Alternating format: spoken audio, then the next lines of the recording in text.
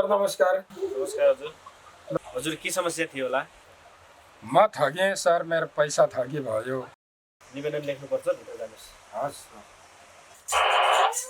Hello hello, जय Nepal sir. जय Nepal रोजरवान। Sir एउटा यहाँ जरुरी केस छ, तुरुन्त आउनु पर्यो तपाईँ। ल ओके ओके सर।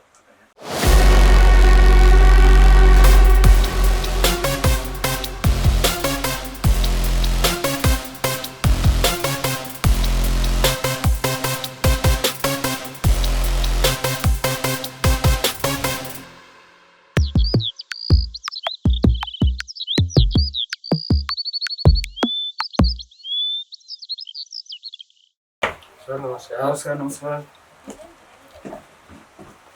ल के समस्या हो? जय नेपाल सर, म ठगिनु भएछ सर। तपाईँ आउनुहोस् त यता, आउनुहोस्। यहाँ बस्नुहोस्। ल कतै स्क्याम त हुनु भएन तपाईँ? छैन सर, त्यस्तो थाहै छैन मलाई। ल भन्नुहोस्, तपाईँ कसरी चाहिँ ठगिनु भयो? एक दिन मैले काम गर्दै थिएँ सर।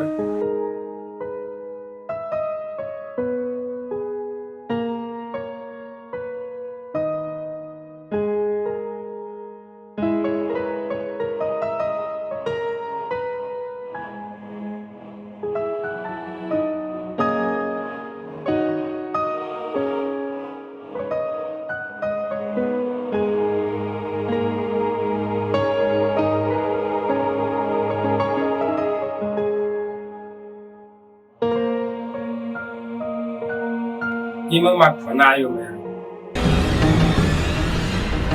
हेलो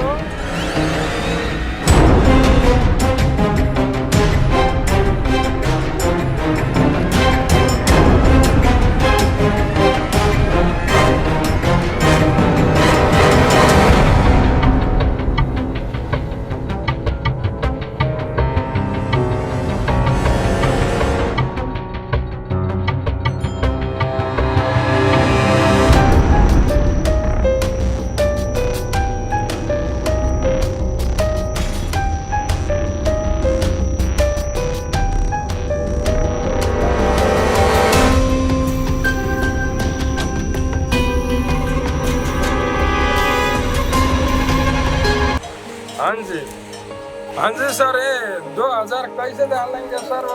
आपने 2000 बोलते हैं तो कैसे डालेंगे? सच में मेरे नाम में है तो ई सेवा में सर, ई सेवा तो मेरे को मालूम नहीं है सर, ई सेवा तो मेरे को।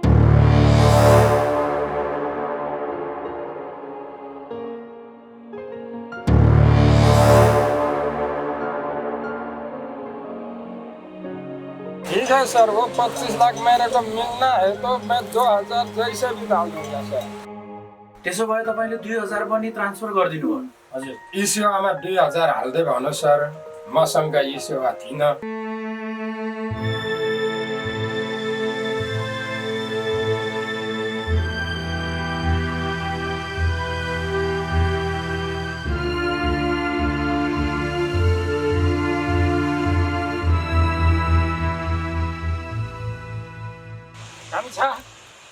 तिमीसँग ई सेवा भन्ने छ बाबु? ई सेवा भन्ने छ बाजे, 10 रुपियाँ चास काट्छ र बाजे। मलाई एउटा आफ्नै चिनजान गरेको मान्छेलाई 2000 रुपियाँ हाल्दैन थो। ल भयो, हाल्देऊ त बाबु। ल ई सेवा नम्बर दिनुहोस् बाजे।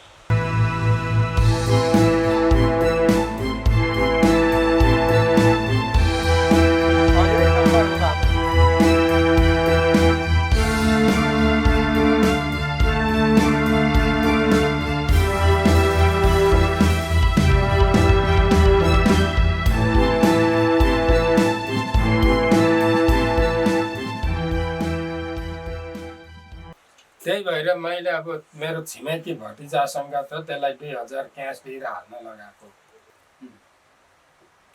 त्यहाँदेखि फेरि सर मलाई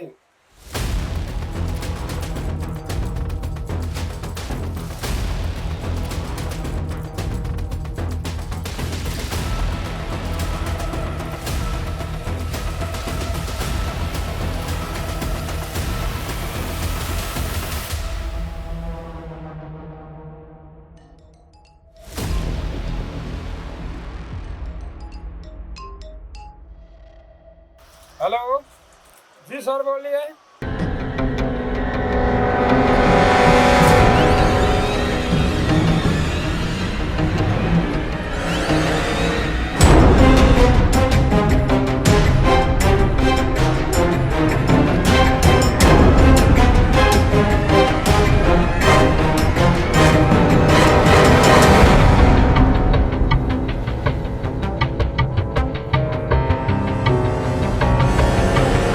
इतना पैसा तो मेरे पास नहीं है, लेकिन वो 25 लाख मिलेगा तो मैं इधर उधर किसी से कर्जा लेके भेज दूंगा। वो तो 25 लाख जरूर मिलेगा ना साहब। 25 लाख को ट्याक्स तिर्नु पर्छ, तपाईँको पैसा ट्रान्सफर गर्नको लागि भनेर 25,000 हाल्न लाग्यो सर। 25,000 पनि तपाईँले पठाइदिनु भयो? त्यसपछि मैले त्यसरी गरेपछि सर मेरो इमुमा अहिले त त्यसको फोन पनि लाग्दैन। इमुमा ब्लक गरिदियो सर मेरो, अनि मेरो 27,000 गयो सर। त्यसो भए तपाईँले 25,000 रुपियाँ ट्रान्सफर गर्नुभयो? गरेँ सर। तपाईँ स्क्याम हुनुभयो के? तपाईँहरूले यही कुरा त बुझ्नुहुन्न।